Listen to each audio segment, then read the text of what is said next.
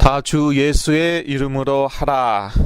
골로새서 3장 17절에서 25절 말씀입니다. 성경은 믿음을 더 중요시 여기느냐, 행위를 더 중요시 여기느냐, 둘 다 중요시 여깁니다. 원래 그 인간이요, 영과 육과 혼, 또는 영과 육과 정신과 감정을 다 가지고 있는 존재이기 때문에요. 그래서 한 가지만 얘기할 수가 없습니다. 그래서 믿음을 강조하는가 했더니 또 행위도 중요시 얘기하고 있고요. 또 행위를 강조하는가 했더니 그 이전에 영적인 것을 터치한단 말이죠. 근데 이제 이 21세기는 너무 좀 육적으로 이렇게 흘러가고요. 그래서 1.5세, 2세 제가 요즘 너무 빨라요, 변화가. 왜냐하면 그 스마트폰, 아이폰으로 이것저것 뭐 보고 그래갖고 너무 변화가 빨라갖고 제가 지금 따라가는데 그냥 헉헉 숨이 찹니다. 정말 빠릅니다. 그래서 제가 90년대 중반에 LA 왔는데 그때 1.5세, 2세하고요. 지금 1.5세, 2세하고는 엄청 다릅니다. 그때는 훨씬 더 미국적이었어요. 1.5세, 2세들이. 요즘은요, 아주 한국적입니다. 한국이 뭐 많이 발전하고 또 K-팝 또 유행이고 그래갖고 그 분기점이 2002년도로 많이 잡죠? 대한민국 기억나시죠? 그때 우리 1.5세 2세들이 깜짝 놀란 거죠. 와, 한국이 우습게 알았더니 괜찮네. 그리고 한국 가보니까 어떤 면에서 미국보다 더 발전했어요. 그러면서 이제 1세와 1.5세 2세가 많이 가까워지기도 하고, 그런데 이렇게 막 지금 갈수록 모든 게 빨라집니다. 그래서 저는 요즘에는 신문도 옛날보다 더 열심히 읽어요. 왜냐하면 빨리빨리 캐치를 해야 되기 때문에. 그런데요, 그럼에도 불구하고 영적인 부분, 이거를 놓치면 안 됩니다. 그래서 지금 21세기가 점점 모든 게 점점 육적인 것 중심으로 흐릅니다. 그러면서도 영성을 엄청나게 강조해요. 이게 참 재밌는 시대이죠. 그 어느 때보다도 영성을 강조합니다. 기독교의 전유물이 아닙니다. 물론 진정한 영성은 그리스도로부터 나오는 영성입니다. 그런데 이제 시대적인 흐름을 말씀드리는 것입니다. 재밌는 게요, 이 영성의 방향이 어딨나, 영성의 초점이 어딨나, 육적인 이익을 주는데 거기에 있습니다. 심지어 기독교 영성까지도 이제 그런 쪽으로 흘러가고 있어요. 현실적인, 세상적인, 육적인 이익을 주는 그 방향으로 딱 흘러가고 있고요. 그래서 미국의 유명한 목사님들 설교 들어보면은요, 엄청나게 영적인데 아주 현실적이에요. 저는 그래서 요즘 미국 사람들도 그렇게 완전히 다 익숙해져 버려갖고요. 제가 메시지 하는데 이게 쉽지가 않습니다. 벌써 1, 2년 사이에 또 바뀌었더라고요.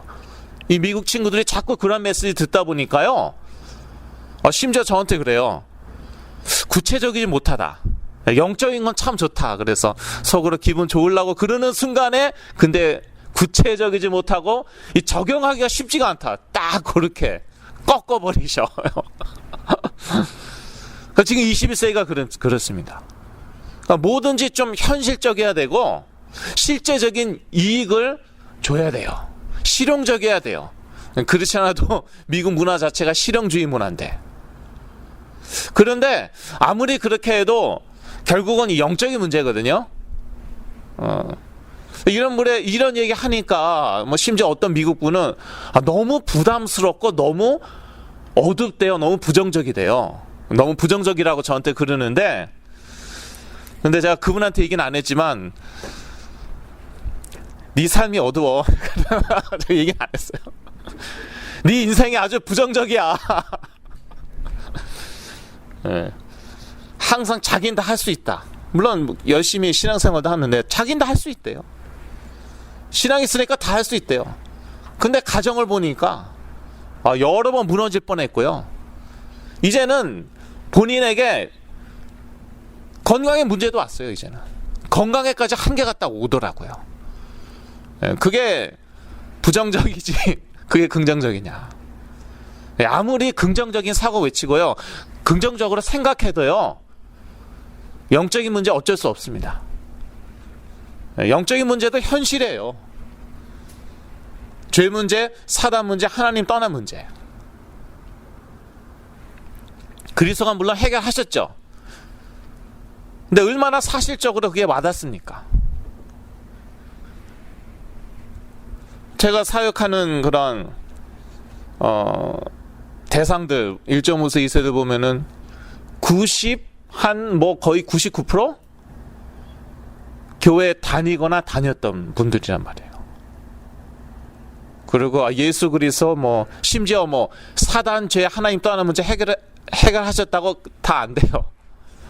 그런 얘기 많이 들어봤습니다. 그런데 왜 그렇게 인생이 힘드느냐?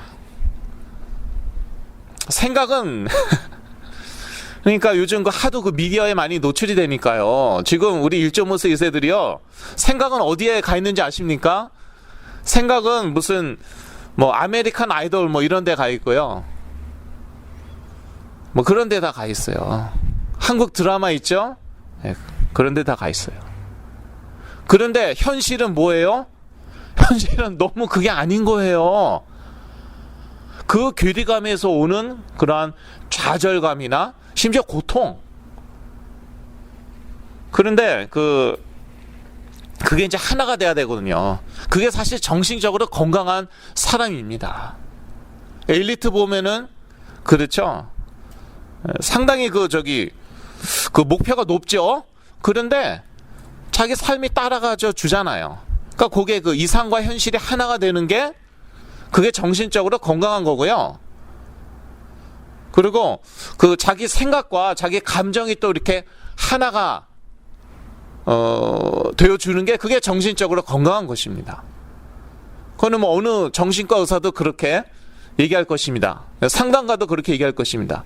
그런데 이 21세기에 되면서 이게 점점 극단적으로 치우치고 있어요. 한국 한인 1.5세 2세만 아니라 미국 친구들도 마찬가지예요. 리얼리티 쇼 같은 거 자꾸 보면서 그러면서 나도 스타 될 수 있겠다 그러고 막 그 세계 속에 살고 있어요. 우리 부모님들은 당장 오늘 먹고 살기 위해서 이제 피땀 흘려 일하고 있는데, 노동하고 있는데, 얘네들은 그러고 있어요. 생각에 언젠가 나는 스타가 된다. I'm gonna make it one day. 이런 생각하고 있고, 그래서 이 분열증 상태가 이게 좀 관련이 있습니다. 분열증 상태가요, 자기는 그 다른 세계에 살고 있어요. 나름대로 아주 행복합니다. 그런데 현실적으로 그런 게 아니죠. 정신적으로 점점 피폐해져 가고 있고, 몸도 점점 무너져 내려가고 있습니다. 그래서 제가 아직까지도 건강이 부족한지 모르겠는데, 그래 주위 사람들 다 괴로워하고 있잖아요. 그래서 이거 분열이라는 게 이게 좀 산산조각이 났다는 그런 얘기지 않습니까? 정신이 이렇게 딱 이렇게 통합되지 않고 딱 하나가 되지 않고 이렇게 좀 산산조각이 났다. 그 좀 일리가 있다고 저는 생각해요. 현실과 이상이 너무나도 맞지가 않고요. 자기 생각과 감정도 별로 일치하지도 않고요. 그러니까 저희가 이제 얘기하다 보면 그러잖아요. 웃을 일이 아닌데 막 웃잖아요. 막 하하하하. 감정하고 이 현실하고 일치하지가 않아요. 전혀 상관이 없어요. 그리고 막 웃을 일인데 혼자 울고 있고 이런 식인 것이죠. 저도 이제 많이 그랬지만요. 옛날에 혼자서 막 웃고 막 그랬어요. 지나가는 사람한테 막 하이하고 막 친하게 지내고 막, 그리고 이제 가까운 사람들하고는 예를 들어서 부모님하고는 원수같이 지내고 그랬는데, 처음 보는 사람은 저 사람은 되게 프렌들리하다, 되게 아웃고잉하다 이렇게 생각할 수도 있었을 거예요. 근데 부모는 알죠.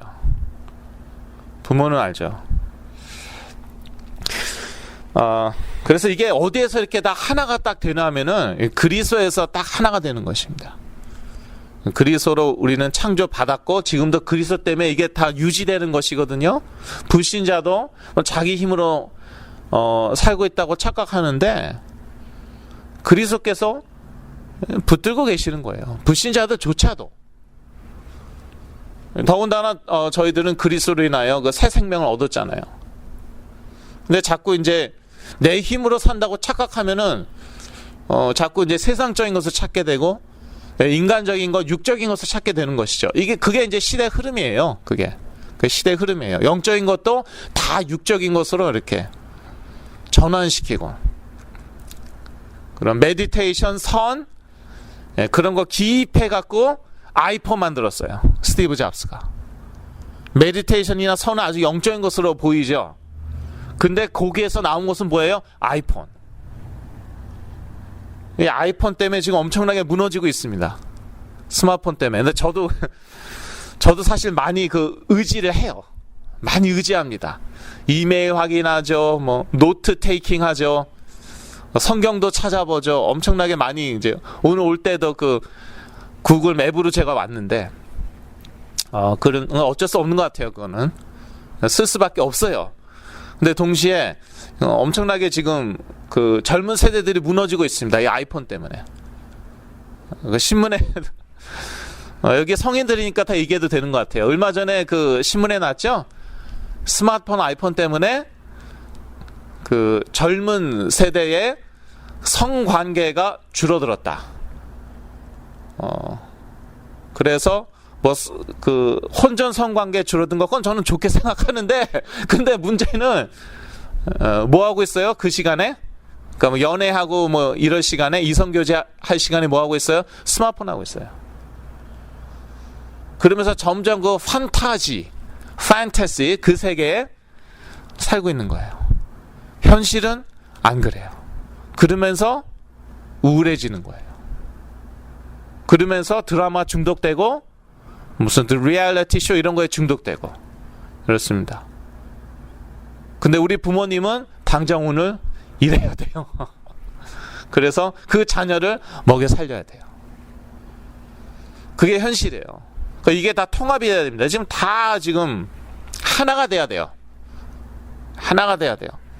이상과 현실과 생각과 감정과 나와 우리 부모님과 교회가 이게 다 하나가 돼야 되는데 어느 쪽으로 점점 하나 되나 하면은 육적으로 세상적으로 점점 하나 되고 있고, 그리고 정말 하나 되어야 될 것은 점점 분열되고 있다. 그런 세대이고요. 그래서 정신 문제는 제가 아는 목사님들이 한 뭐 아주 오래 전부터 뭐 10년, 20년 전부터 이제 얘기를 하셨어요.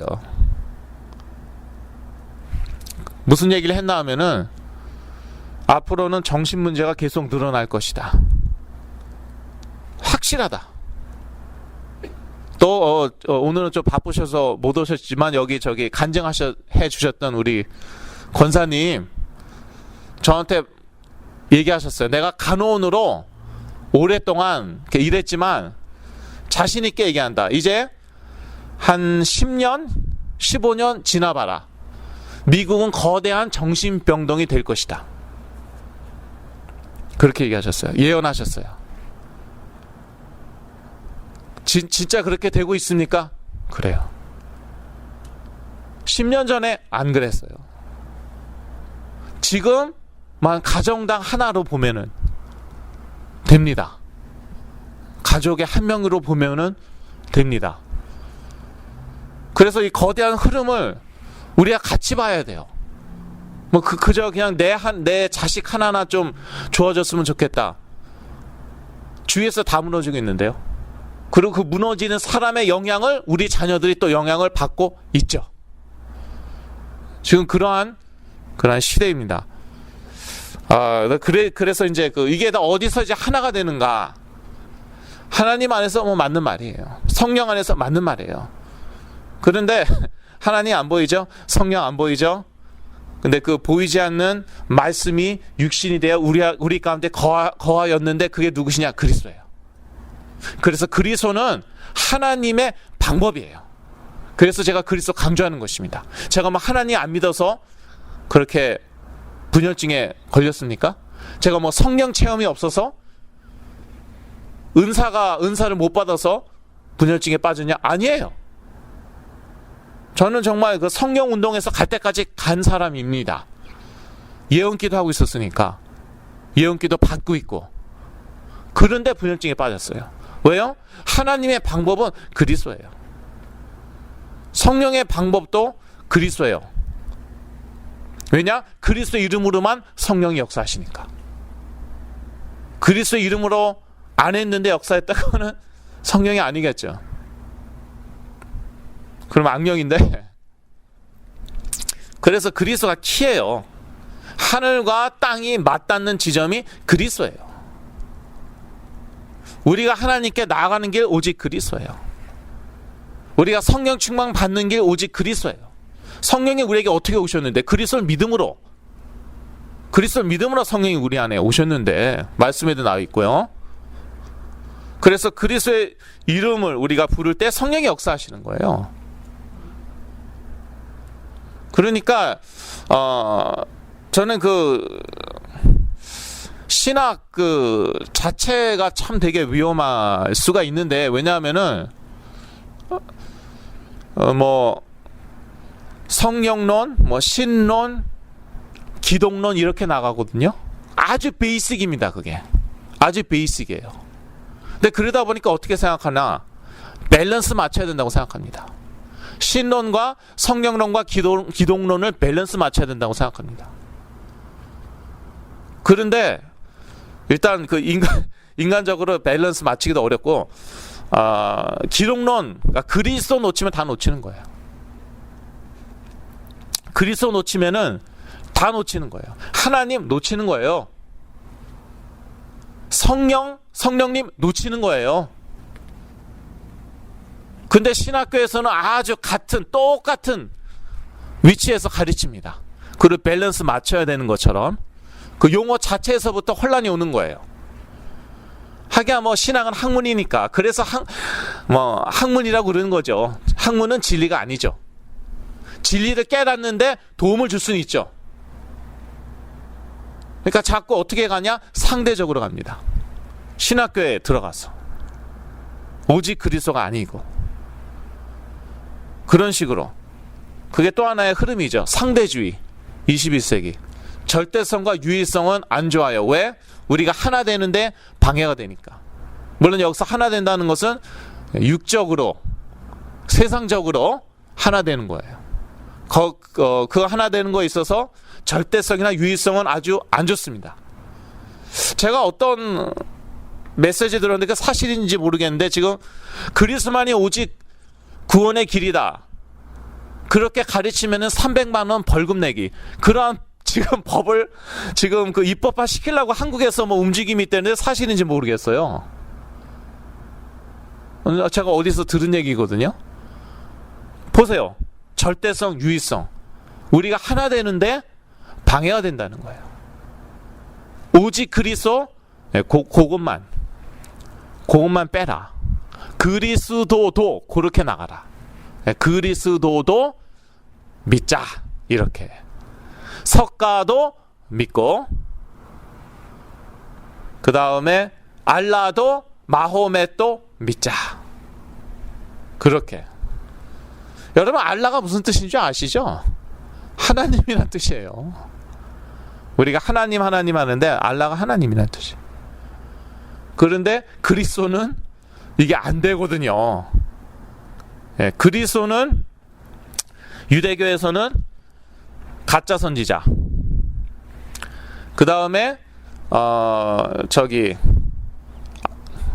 이슬람 회교에서는 그리스도는 실패한 선지자, 그렇게 가르치거든요.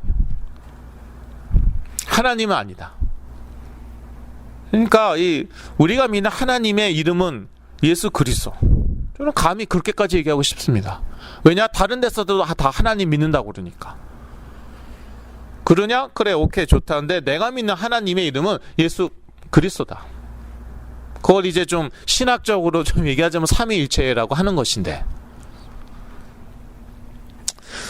하여튼 저는요 그 분열증에서 딱 깨어나면서 엄청나게 많은 그런 것을 깨달았습니다.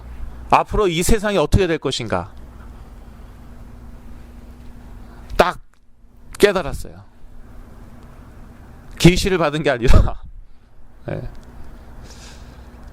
저는 정말 기절초풍했습니다. 서론이 엄청 길어지죠. 근데 서론 가운데 뭐 본론도 다 들어가 있으니까 제가 그 분열증 걸렸을 때 막 체험한 게 있어요. 그런데 정신분열증에서 딱 깨어난 다음에 텔레비전 보고 영화를 보니까 그게 글쎄 텔레비전이나 영화에 다 나오는 거예요. 제가 분열증 앓는 그 한 5년 7년 동안에 미국이 그만큼 바뀌었어요. 어떤 쪽으로 바뀌었나? 영적인 것 추구하고 영적인 것을 통해서 자기가 초능력을 발휘하는 이쪽으로 딱 바뀌었어요. 그래서 제가 막 그 분열증 상태에서 막 체험한 게 글쎄 텔레비전에 막 Heroes, 그거 혹시 보신 분 계세요? 인간들이 막 초능력 발휘하고 텔레비전에서 엄청 히트 쳤거든요. 기절초풍. 어떤 건 똑같아요. 내가 막 상상하고 막 그 세계에서 내가 막 했던 거 그게 영화에 텔레비전에 나오고 있어요. 그리고 영화에도 막 나오고 있어요. 그래서 저는 분열증 겪었던 거 안 아깝다. 조금 억울하긴 해요. 내 청춘 돌리도 이제 그런 거. 정말. 그러나 저는 정말 엄청난 거를 보았고요. 그러니까 정말 깜짝깜짝 놀란다니까요. 왜냐하면 어떤 면에서 깜짝 놀라나 하면 이것도 속았구나 저것도 속았구나 다 거짓말이었구나 깜짝 놀라고요. 예. 또 한편으로 내가 저기 체험했던 거 그게 지금 현실화되고 있구나. 거기서 또 한 번 놀란다니까요. 나중에 한번 진짜 책을 써야 될 것 같아요. 저한테 유대계 마피아가 하는 말. 우리는 무슨 레볼루션 진행 중이다. 그건 뭐냐?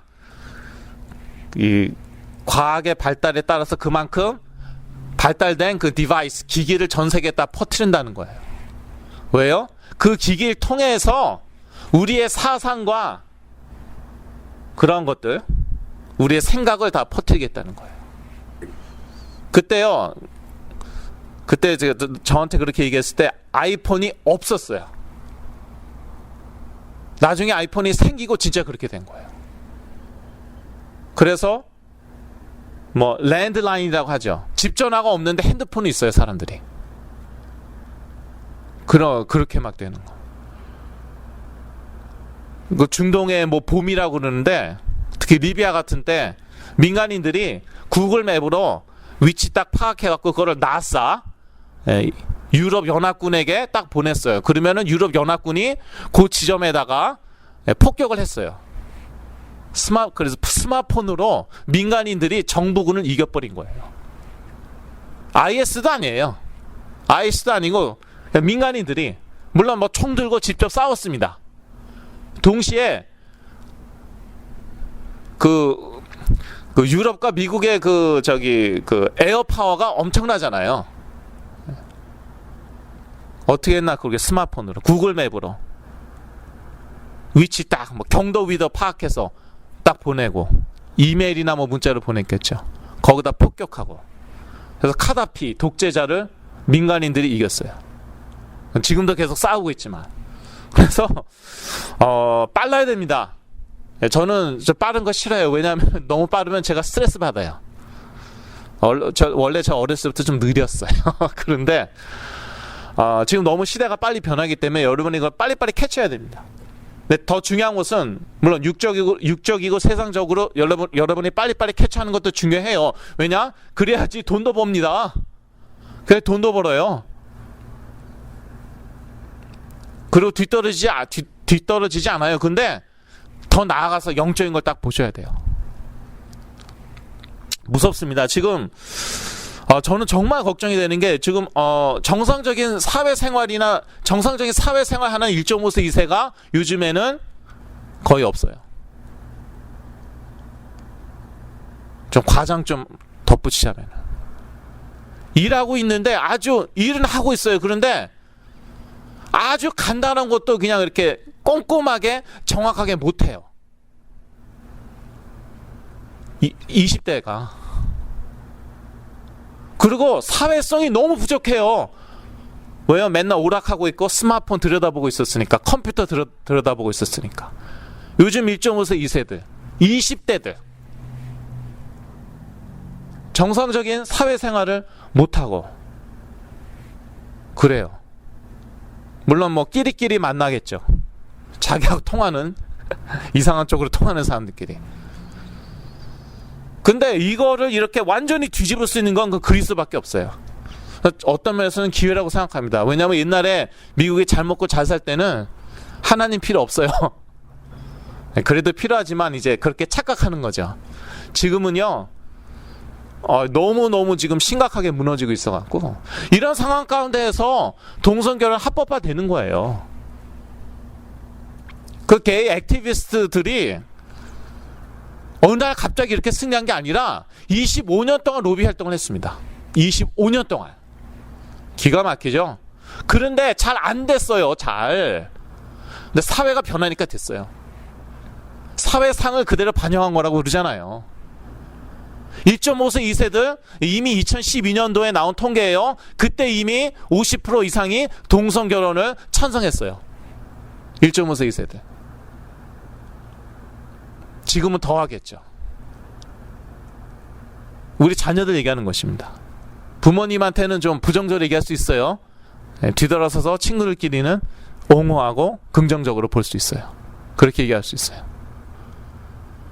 그런 시대에 살고 있다는 걸 영적으로 깨어 있어야 됩니다.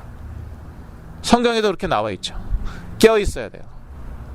여러분 겁주려고 그러는 게 아니라 이게 지금 현실이고요.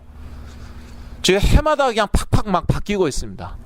미국도 그러고 전 세계가. 여하튼 모든 건 통합됩니다. 말세에는 어쩔 수 없습니다.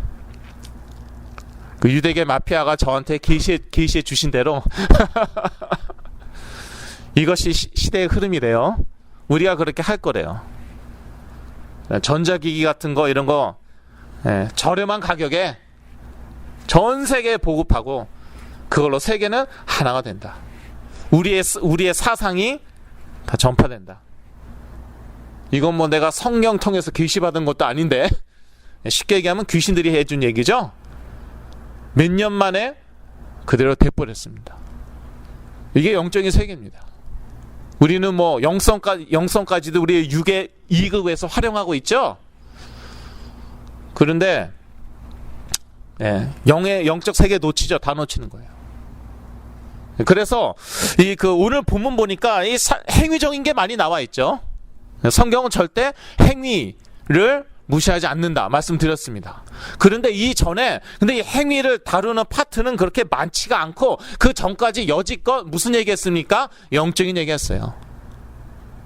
뜬구름 자는 얘기 같지만 우리 신세대가 들으면 뜬구름 잡는 얘기 분명 그렇게 들립니다. 구체적이지도 못하고 적용하기도 어렵고 뭐 예수가 그리스도다. 어떻게 적용하란 말이야. 나의 사단죄 하나님 문제 해결했다. 그래서 그게 어떻게 적용된단 말이야. 미국 사람들한테 맨날 듣던 얘기 제가 우리 자녀들이 하는 말입니다. 사실은.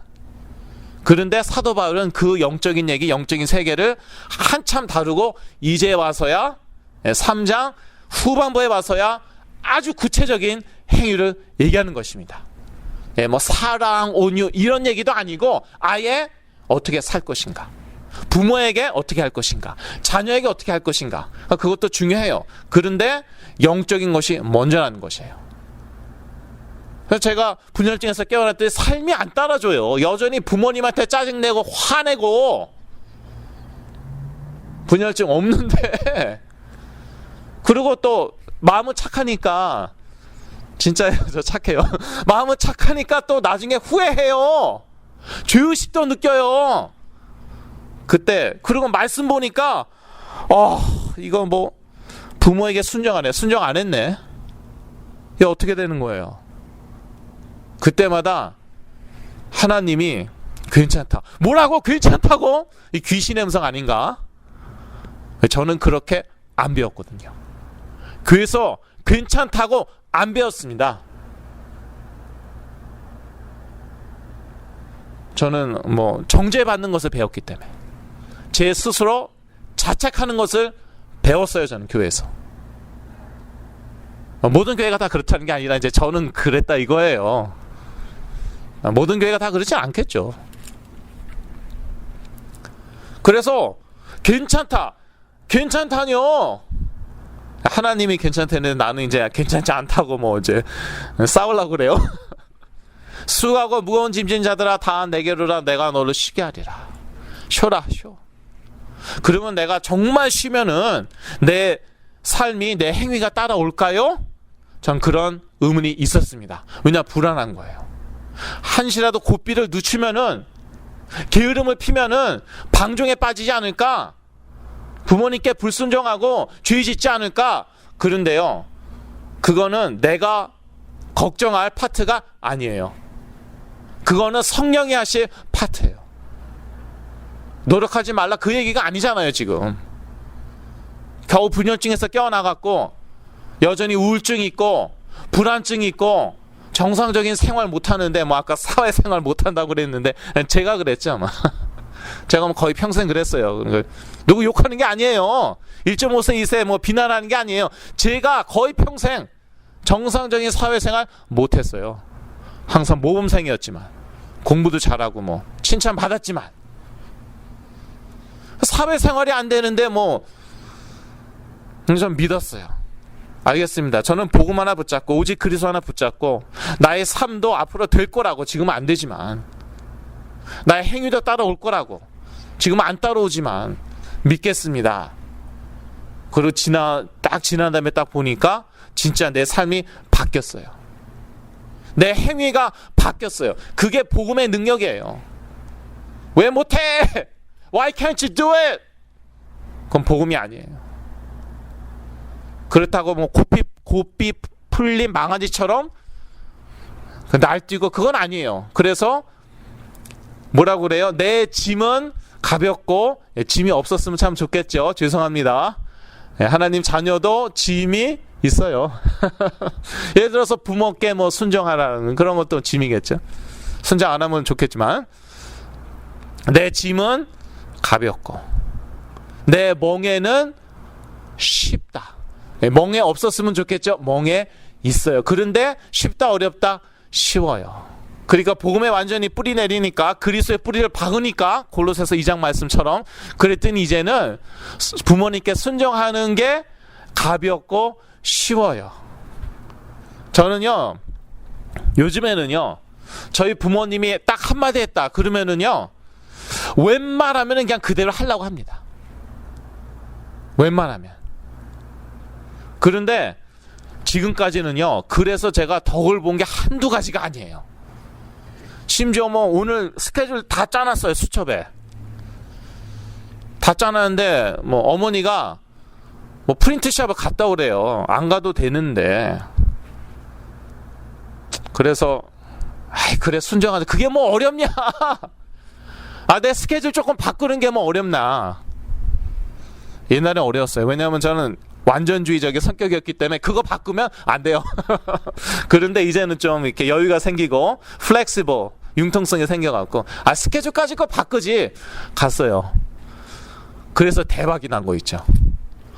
그 며칠 전 얘기입니다. 그때 프린트숍에 안 갔으면은 좀 안 좋았어요. 그러니까 그 구약 성경에 뭐라고 나와 있어요? 오래 살고 싶으면 부모님께 순종하라, 이런 말을 제가 좀 재밌게 표현했지만 장수한다고 나와 있어요. 네. 부모님이 가지 말라는데 갔다가 꼭 사고 나고 그러더라고요. 네, 근데 우리 자녀들은 저도 그랬지만 어떤 생각만 나요? 부모님 말 들었다가 실패하고 잘 못되고 이런 생각만 나죠? 그래서 반항기 있고 불만 가득하고, 제 옛날에 그랬어요. 맨날 다 부모 탓이야. 한국 속담에 다 조상 탓이란 말도 있는데 전 다 부모 탓이었어요. 아무거나 다 부모 탓이야. 그런데 지금 영적인 눈이 딱 뜨여지니까 이거 완전히 진리인 거예요. 부모님께 순종하라. 저는 뭐 거의 다 순종하려고 합니다. 물론 이제 기도하고 성경인도 받고, 요건 아닌 것 같다 하면은, 그러면 이제 저는 어떡하나 하면은요, 여기 책장이 있다 치고, 책장에, 이게 책을 딱 꽂아둡니다. 무슨 얘기냐 하면은, 지금 당장 행동에 옮기지 않더라도 참고하고 있다는 거예요, 제가. 나중에, it may come in handy. 필요할 수 있어요. 목회를 이렇게 하라 저렇게 하라 이런 말까지 어쩔 땐 하세요. 그럼 되게 불편하잖아요. 저는 지금 뭐 25살 때부터 지금 사실 사역을 했는데, 근데 부모님은 평신도 입장이란 말이에요. 좀 다르단 말이에요, 시각이. 그래도요, 저는 행동으로는 당장은 안 옮겨요. 영 아닌 것 같아. 기도해봐도 아닌 것 같아. 말씀봐도 아닌 것 같아. 근데 그때는 딱 참고합니다. 또 모르지? 좀 지났어요. 그것도 맞았어요, 글쎄. 그것도 맞았어요. 그런 식인 거예요. 자, 그래서 서론 무엇을 하든지 다 주 예수의 이름으로 하고 또 할 수 있어야 한다. 다 주께 하듯 해야 한다. 17절 23절 말씀이고요. 그래서 저는 무엇을 하기 전에 내가 정말 주 예수 그리스도의 이름으로 이것을 하는 것일까? 할 수 있을까? 만 내키지 않죠? 그건 안 합니다. 그러면 안 해요. 예를 들어서 오늘 이제 뮤지컬이 있거든요. 뭐 저의 사역을 후원해 주신다고 하는데, 근데 이런 거 참 애매하잖아요. 내가 이거 해야 되는가 말아야 되는가, 뭐 해 주신다니까 감사하게 예스 했는데 아무 생각도 없이 그냥 예스 했거든요. 생각해 보니까 그런데 내가 정말 예수 그리스도의 이름으로 이것을 하는가 하거든요.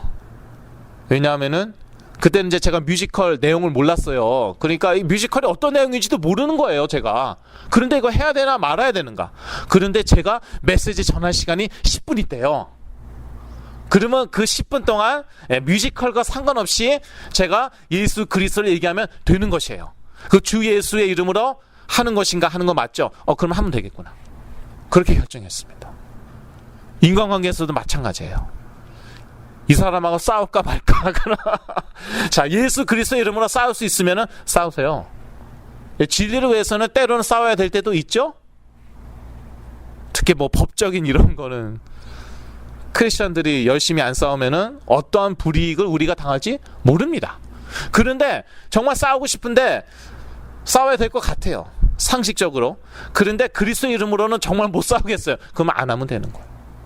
그래서 오늘 본문에도 보니까 다 그 행위를 얘기하고 있는데, 근데 재미있는 것은 주라는 말이 여러 번 나옵니다. 제가 다 세봤어요. 오늘 본문에서 7번 나와요. 행위를 얘기하고 있는데 무엇입니까? 주 예수의 이름으로 하라는 것이에요. 억지로 할 필요 없다. 주께 하듯 하라는 것이에요. 왜냐? 그리스도는 우리의 주인이시기 때문에. 그래서 7번이니까 한 구절에 한 번 내지 2번 나오는 꼴이더라고요. 물론 안 나오는 구절도 있습니다. 그리스도는 우리의 주인이 되십니다. 이게요, 완전히 뿌리 내리죠. 그러면은 행위와 삶이 따라옵니다. 첫 번째 대지, 그리스도를 힘입어 하나님께 감사하라. 17절이고요. 다 주 예수의 이름으로 하라. 그래서 무엇을 하든지 예수의 이름으로 하십시오. 할 수 없겠다. 그때는 하지 마세요. 이 포도주를 마실까 말까. 이제 미국 사람들하고 이제 비즈니스를 합니다. 미국 사람들은 포도주를 자주 마셔요. 자, 이걸 마실까 말까. 근데 주 예수의 그리스도의 이름으로 마실 수 있으면 마시세요. 그런데 취하지 말라고 또 성경에 나와 있잖아요. 그러니까 뭐 어느 술자리 갔는데 계속 술을 따른다. 주 예수 그리스도의 이름으로 술 취할 수 없죠. 그때는 거부하면 되는 것이죠. 그리스도를 날마다 힘입어야 한다. 17절에 보니까 또 무엇하든지 말에나 일에나 주 예수의 이름으로 하고 그를 힘입어 하나님 아버지께 감사하라. 그래서 날마다 그리스도에 힘입어야 돼요. 그 그리스도의 힘으로 우리가 해야 될 일이 많거든요. 직장 생활, 인간관계, 사회생활, 사역, 날마다 그리스도를 힘입어. 근데 그래서 감사해야 된다. 그러니까 하나님께서는 억지로 두려움으로 감사 사절 딱 써붙이지 않으셨지만 제가 한번 써봤어요. 억지로 두려움으로 감사 사절. 하나님 그러십니다. 하도 율법주의적으로 좀 훈련받아갖고 감사 안 하는 것에 대한 그런 죄의식도 있었어요. 저는 감사 안 해서 하나님이 또 노하시지 않을까, 축복하지 않으시지 않을까. 하나님이요 분열증에서 깨어난 다음에 억지로 하는 감사 no thank you, I don't want that. 그런 감사 필요 없어, 하지 마. 나보다도 하나님이 내 감정과 내 마음을 더 잘 아세요. 그런 감사 하지 마. 그런데 you know what? 너 나중에 감사하게 될 걸 아마. 정말 마음에서 저요 눈물 펑펑 흘리면서 감사 엄청나게 많이 했습니다. 그게 복음이에요. 자아내는 게 아니에요. 그건 감사가 아니에요. 감사는 자연스럽게 따라오는 것이다. 두 번째, 우리는 주 그리스도를 섬긴다. 24절 말씀이죠. 이는 유업의 상을 주께 받을 줄 알미니 너희는 주 그리스도를 섬기느니라. 그러니까 이 행위적인 측면이 중요하지 않다는 건 아닌데, 그런데 내가 왜 이렇게 행동하느냐, 내가 왜 이렇게 무엇을 하느냐, 그것은 내가 주를 섬기기 때문에. 우리는 주 그리스도를 섬긴다고 얘기하고 있지 않습니까? 내가 왜 부모님한테 순종해야 되느냐. 솔직히 젊은 사람들은 부모님께 순종하는 거 별로 안 좋아하잖아요. 좀 체질에 좀 안 맞습니다. 원래 그 나이가 특히 10대, 20대 그렇잖아요. 체질 안 맞는데 근데 주를 섬기니까 그러니까 뭐 하지 뭐 그렇게. 우리를 근데 어떠한 주냐, 이게 중요해요. 우리는 주 하면은 노예 주인을 많이 생각합니다. 어떤 면에서는 또 그것도 맞아요. 왜냐하면 우리를 핏값으로 사셨잖아요.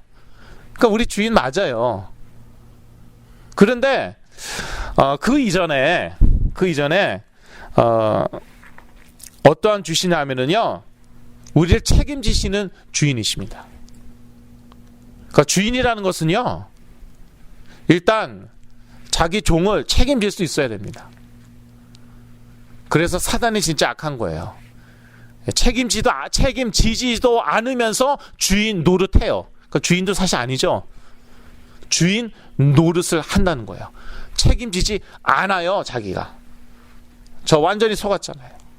이렇게 해라, 저렇게 해라, 우리가 다 책임진다. 그래서 막 사고 친 다음에, 막 돈 쓴 다음에 괜찮아, 마피아에서 다 돈 내준다고 그랬어. 그러다가 한번 맞을 뻔했죠, 제가. 택시를 딱 탔는데 그 마피아에서 돈 내준다니까 그냥 타고 그 다음에 내리면 된대요. 그래서 제가 딱 택시를 딱 이제 내리려고 그러는데 돈 왜 안 내나 그러는 거예요, 미국 사람이. 가만히 있었죠. 왜 그러냐? 마피아에서 다 내준다고 그랬는데 진짜 이상하다 이 사람. 그래서 나오래요. 그래서 그냥 내보내나 보다 했더니 그게 아니라 날 때리려고 나오라고 그런 거. 주먹을 확 드는 거예요. 그래서 얘 지금 쇼 하나 보다 그냥 구경하고 있었죠. 그랬더니 너무 어이가 없으니까 막 웃더니 가라요. 저 맞을 뻔했어요, 진짜. 그러니까 사단이 그래, 거짓의 압이잖아요. 자기가 다 책임져 준대요. 그리고 책임 안 져줘요. 어떤 그 마약 중독으로 인해서 분열증에 시달린 어떤 형제가 있는데 나하고 똑같더라고요. 그 형제가 FBI에서 다 해결해 준대요. 그 형제 말고 또 있었다. 예. 또 여기 플러턴에 사는 또 형제, 그 형제도 차를 다 때려 부신 다음에 괜찮아, 정부에서 다 갚아줘. 정부가 내줘. 예, 부모가 다 내줬죠. 주로 그렇더라고요. 예. 마피아인지 뭐 사단인지 책임 안 지고 주로 부모가 결국 다 책임지시더라고요. 부모가 책임 못 지시는 것은 빚으로 남아있고, 예, 그런 분들이 몇 분 계시죠. 예, 여기까지 하고 예, 이거 뭐 다 제 얘기고 뭐 제 주위 사람들 얘기입니다. 예, 자꾸 뭐 컬렉션 에이전시에서 전화 오죠. 뭐 돈 내라고 그러고 예, 부모가 책임 못 져준 파트에 대해서는 그렇죠. 그런데 그리스도는요 책임지시는 주인이에요. 그래서 우리가 맡길 수 있는 거예요. 무서워서 따르는 게 아니에요. 부모한테 순종해야 돼. 안 하면은 그리스도가 채찍질 할까봐 그렇게 가르치는 데가 있습니다. 정말이에요. 그리스도가 채찍 들고 있는 그림도 있고 막. 저 농담이 아닙니다. 그거 기독교 아니에요. 그리스도는요 책임질 수 있기 때문에 제가 믿고 따르는 거예요. 제가 순종해요. 왜냐? 나 책임져 주시더라고요. 그러니까 얼마나 편한지 모르겠어요. 순종하고 싶어요. 그러니까 마태복음 11장 28절에서 30절 수고하고 무거운 짐진 자들아 다 내게로 오라 내가 너를 중노동시키리라 라고 하지 않으셨어요. 내가 너희를 쉬게 하리라. 그러니까 제가 분열증에서 깨어난 다음에 얼마나 많이 잠을 잔지 모르겠습니다. 하나님 이렇게 자도 되는 거예요? 그랬더니 된대요. 그렇게 말씀하시지 않았는데 제 마음에 그러더라고요. 지금 깨어난 게 어디냐. 24시간 잠도 안 자고 돌아다니면서 사고 친 것보다 훨씬 낫다. 나라의 발전을 위해서 오늘도 자야겠다. 오늘도 쉬어야겠다. 제가 계속 농담으로 스스로를 제가 인커리지 하면서 자자. 자서 남주냐 막 그렇게 스스로 막 위안을 하면서 엄청 많이 잤습니다. 예배 시간 때도 자고. 그런데요 그래도 말씀 들으면서 자는 게 그게 좋더라고요. 예배 들으면서 자는 게 그렇게 좋더라고요. 엄청 잤습니다. 옆에 사모님 목사님 사모님이 그냥 막 흔들고 막 그러면 흔드는 통에 그냥 딱 넘어져 갖고 한쪽으로 쓰러져 갖고 뭐 계속 자고 그러면서 제가 회복됐어요. 어느 현장에 있냐 되게 중요하거든요. 예수가 그리스도 되심 선포되는 그 현장에 계속 있죠. 지속적으로 있죠. 영이 점점 힘을 얻으면서 정신력도 생기고요. 체력도 생겨요. 나중에는 경제도 다 따라 붙고요. 사회생활도 하게 됩니다. 점점 더 잘하게 됩니다. 마태복음 11장 29절 나는 마음이 온유하고 겸손하니 나의 멍에를 배우고 내게 배우라. 멍에가 없었으면 좋겠는데 있긴 있어요. 그런데 온유하고 겸손하기 때문에 예수님이 주시는 멍에 우리가 받을 수 있는 거예요. 예수님 책임지시고 또 온유하고 겸손하기 때문에 그러면 너희 마음이 쉼을 얻으리니 마음이 쉼을 얻어야 돼요. 마음이 쉼을 못 얻죠? 정신문제 옵니다. 결국에 가서는 이는 내 멍에는 쉽고 30절이죠. 이는 내 멍에는 쉽고 내 짐은 가벼움이라. 쉽고 가벼워요. 그래서 우리는 주 그리스도를 섬기는데 어떠한 주냐? 믿고 따를 수 있는 주예요. 그리고 다 주 안에서 하면 됩니다. 다 주 안에서 하면 돼요. 세 번째 대지입니다. 주 안에서 행할 것들. 그러면 다 주 안에서 하면 된다고 그랬는데 구체적으로 어떻게 행해야 되는가? 그게 이제 18절에서 오늘 본문 18절에서 25절 또 골로새서 4장 1절에 나와 있죠. 보니까 아내와 남편이 해야 될 거 나와 있고요. 자녀들이 해야 될 것, 아비들이 해야 될 것, 종들이 해야 될 것, 상전들이 해야 될 것 다 나와 있습니다.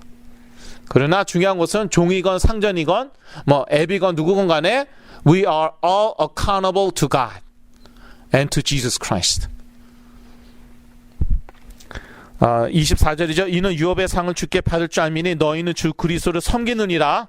25절 불의를 행하는 자는 불의의 보응을 받으리니 주는 외모로 사람을 취하심이 없느니라. 상전이라고 뭐 하나님께서 봐주시고 종이라고 또 무시하시고 아니면 오히려 또 거꾸로 또 공산주의식으로 종이면은 무조건 뭐 최고고 봐주고 상전이면은 막 무시하고 박살내고 그렇지도 않으시고 하나님 아주 공평하시죠.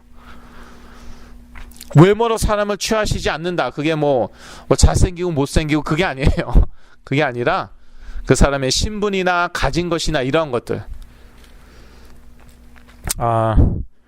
영어로 There is no favoritism. favoritism이 뭔지 아시죠? 편애. 하나님 편애하시지 않습니다. 공평하십니다. 결론입니다. 우리는 영적인 존재이다. 우리의 영적인 상태에서 모든 행위가 나온다. 이것 자체도 아주 중요한 말입니다. 우리 영적인 상태에서 우리 행위 나와요. 근데 내가 너무나도 안 좋은 상태에서 억지로 행위를 하죠. 그러면 그게 어떻게 되냐? 자기의가 되더라고요. 왜? 내가 되지도 않는데 억지로 했으니까 내 의가 되더라고요. 그렇게 하지 않는 사람들 정죄하고 있더라고요. 물론 건강한 영적인 상태에서 어떤 행위가 나오는지 아는 것도 중요하다. 그래서 어떠한 행위가 나와야 되느냐, 그런 거 얘기하고 있잖아요. 자녀는 부모께 순종하고, 아비는 자기 자녀 embitter, 낭만케, 한국말로 뭐라고 나와 있죠? 경록해 하지 말라고. 왜냐하면 그게 다 상처받고 다 쌓이거든요. 보이게 보이지 않게, 주로 보이지 않게 쌓입니다. 그렇게 이제 구체적인 그러한 행위, 그것도 중요해요. 그러니까 우리가 성령 충만하면은 어떠한 행위가 나올까? 성경에 다 나와 있습니다. 구체적으로. 그래서 그런 거 아는 것도 중요해요. 그러나 율법주의에 빠지면 안 된다는 것입니다. 우리 모든 행위의 기본은 주 예수의 이름으로 주께 하듯 하는 것이다. 17절 23절입니다. 기도하고 마치겠습니다. 하나님 아버지, 예수가 그리스도 되시며 우리의 주인 되심으로 인하여 참으로 감사합니다. 우리가 그 그리스도의 뿌리 내릴 때에 우리의 삶과 행위가 다 따라올 줄로 믿습니다. 우리가 무엇을 하든지 주 예수의 이름으로 주께 하듯 하게 하여 주옵시고, 또 그리스도를 힘입어 날마다 감사하게 하여 주시옵소서. 억지로 하는 감사가 아니라 정말 기쁨으로 하는 감사가 되게 하여 주시옵소서. 자연스럽게 따라오는 감사가 될 줄로 믿사오며 예수 그리스도의 이름으로 기도드렸습니다. 아멘.